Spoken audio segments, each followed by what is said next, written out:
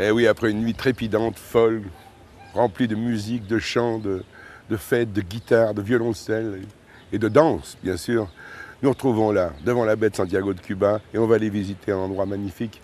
Un vieux monsieur, ce vieux fort, El Morro, qui défend l'entrée de la baie de Santiago de Cuba. Il est là-bas. Venez avec nous, je vous en prie. La croisière s'amuse.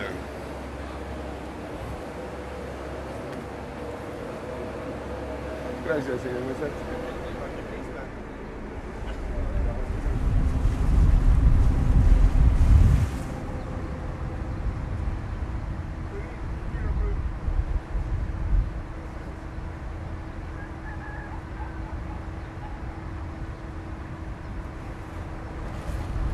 Guantanamera, Guajira Guantanamera, Guantanamera, Guajira Guantanamera.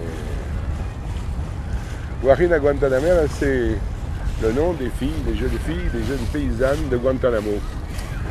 Guajira de Guantanamera.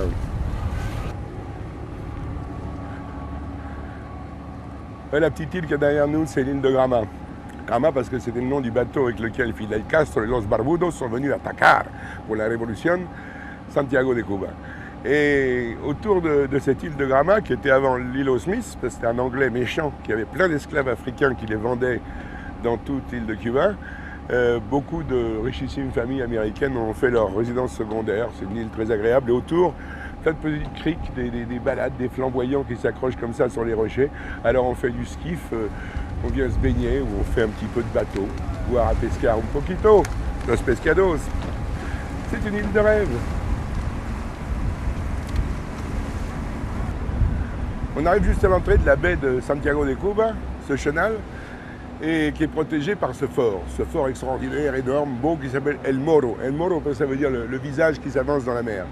C'est le gouverneur Pedro de la Roca, au XVIIe siècle, qui a demandé au roi d'Espagne de faire construire ce fort, par d'ailleurs un ingénieur italien qui venait de Salamanque.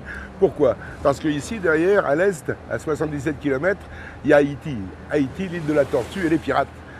Jacques de Sorey, par exemple, qui est venu 3 ou 4 fois ici, comme dans du beurre, rentrer, piller, violer, brûler la basilique et puis prendre tout l'or qu'il y avait. Alors, ils ont construit le fort qui était fini en 1642, et puis il ne venait plus les pirates après. Mais malheureusement, comme d'habitude, ce fort est devenu une prison. Ce pas des choses qui s'arrangent. Heureusement, maintenant, c'est les touristes qui le visitent. Et ce soir, aujourd'hui, cet après-midi, ce matin, quand vous voulez, pour vous, il est là, devant vos yeux émerveillés, le Morro. Ah! Eh bien, en haut, c'est encore autre chose. Ça change, c'est beau. Oh, du bas, il était magnifique, mais là, on se rend compte ce que c'était que ces constructions. Boum, alors là, pour rentrer dans la baie, walou. Là, j'ai acheté un chapeau.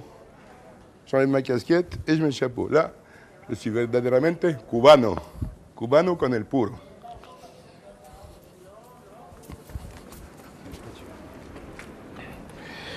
Eh bien oui, ils arrivaient par là, les pirates, le long de cette côte-là.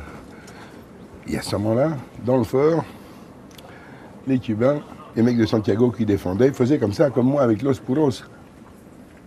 Le cigare. Ils allumaient le canon par ici, et boum, los piratos. Terminado.